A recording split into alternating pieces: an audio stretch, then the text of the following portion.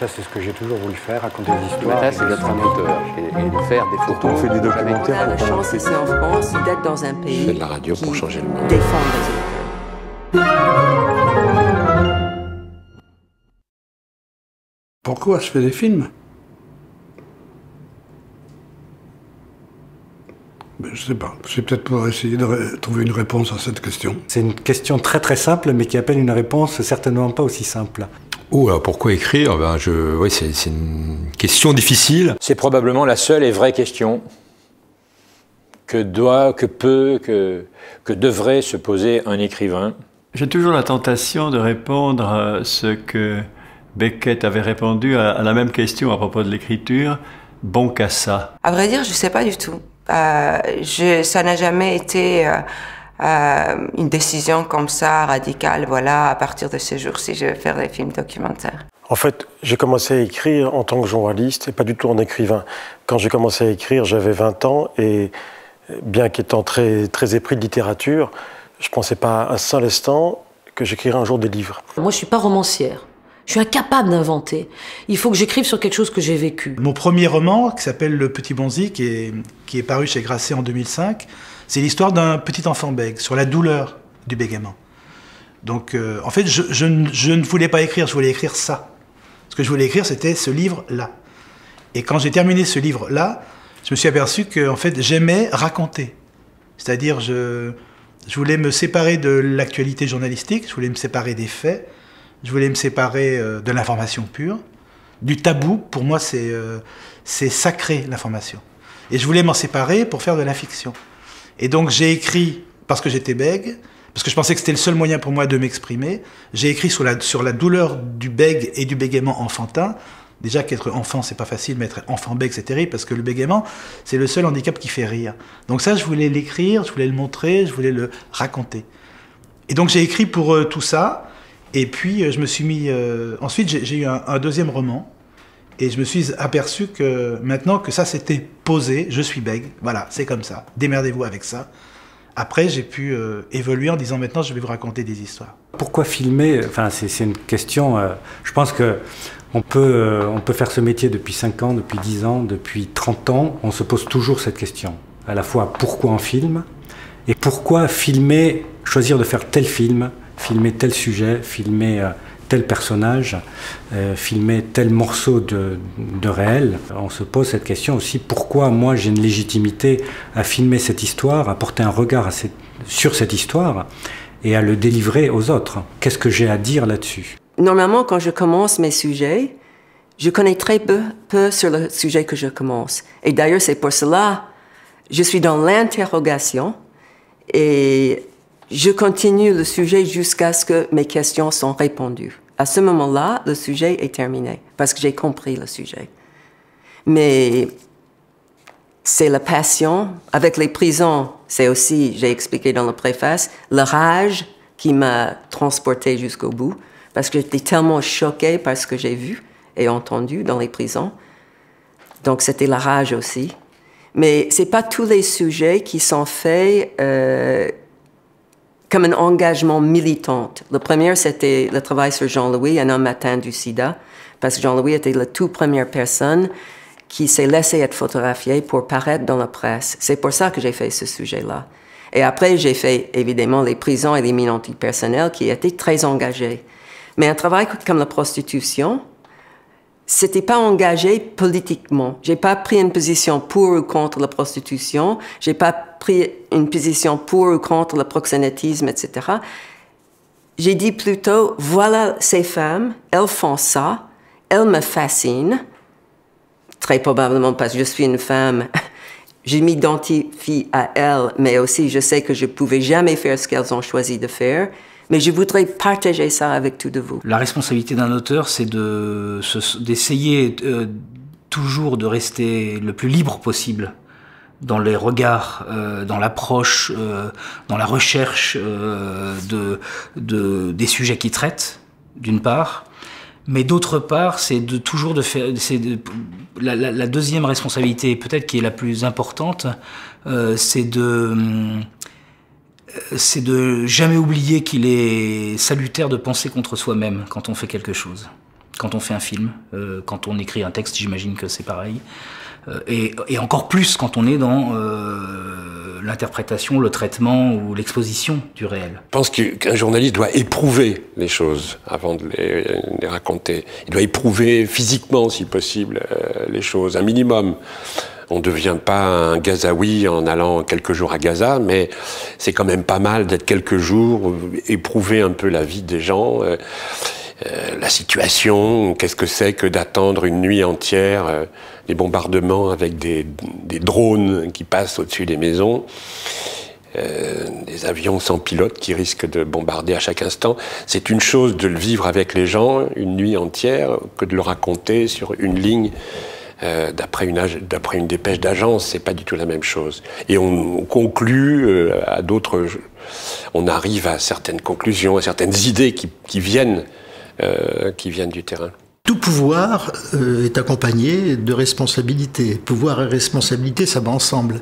Donc le pouvoir de montrer, le pouvoir de filmer, le pouvoir de montrer s'accompagne inévitablement d'une responsabilité à la fois par rapport aux gens qu'on filme, disons, hein, mais aussi par rapport aux spectateurs à qui on montre ce qu'on a filmé. C'est une double responsabilité. À qui on montre quoi, c'est une question centrale. On fait des films pour qu'ils soient vus.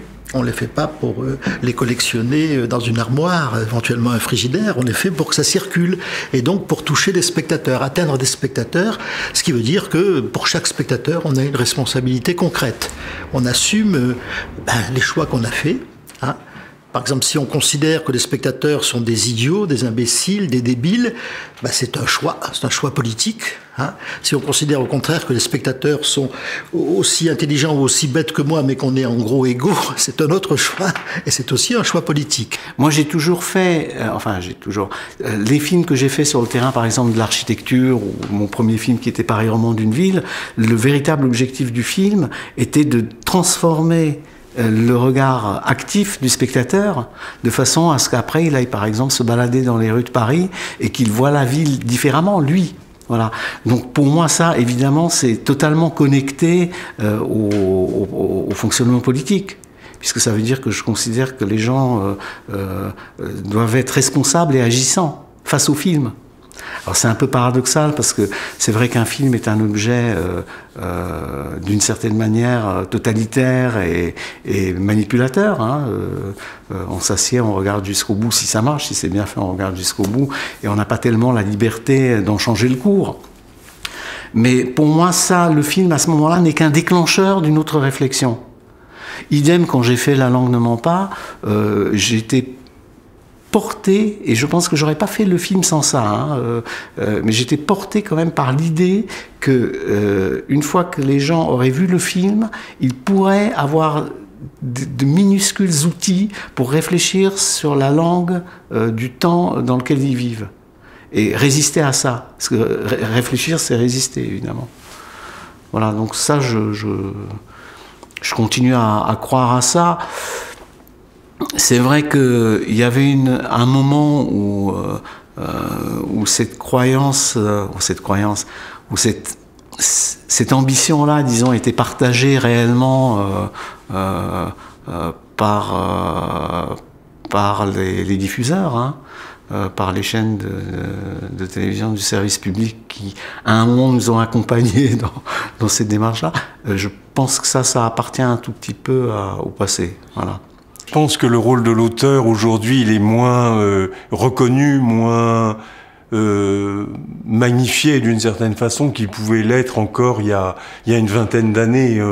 Dans le cinéma aussi d'une certaine façon, et encore plus à la télévision où on se méfie de ces gens un peu incontrôlables que sont les auteurs. Un auteur, c'est pas quelqu'un qui se revendique comme auteur et qui prend cette posture, ce déguisement. C'est quelqu'un qui, dans les films qu'il fait, essaye de faire prévaloir comme ça son regard, sa manière d'écrire, sa manière de regarder le monde ou de fouiller comme ça, qui est propre et qui est d'une certaine façon à nul autre pareil, même si la télévision a changé.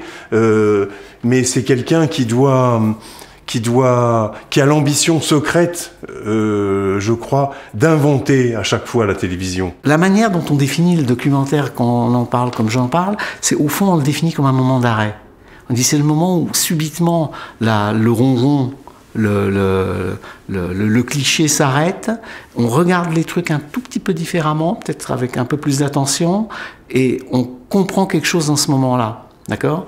Et aujourd'hui, le documentaire tel qu'il est majoritairement pratiqué par la télévision, c'est surtout, il ne faut pas que ça s'arrête. Il faut que ça continue à glisser de façon absolument continue, sans interruption, pour s'inscrire dans le flux des programmes. Arte, ils se plaignent tout le temps parce que quand on fait les 2% d'audience, ce qui fait 700 000, ils trouvent ça lamentable. Alors que moi, ça me semble un miracle qu'il y ait 700 000 personnes qui viennent voir. Si on l'avait sorti en salle, ça serait un triomphe. Ça aurait été 700 000. Moi, je crois aux minorités attentives et actives. Et ça, c'est la fonction de l'art qui n'est pas destinée. Elle doit être mise, ça doit être mis à la disposition de tous. Chacun doit pouvoir y accéder. On doit pouvoir donner les clés d'accès à tout le monde. Ça, c'est les méthodes de formation et de diffusion. Mais ça n'est pas destiné à être pris par tout le monde de la même manière.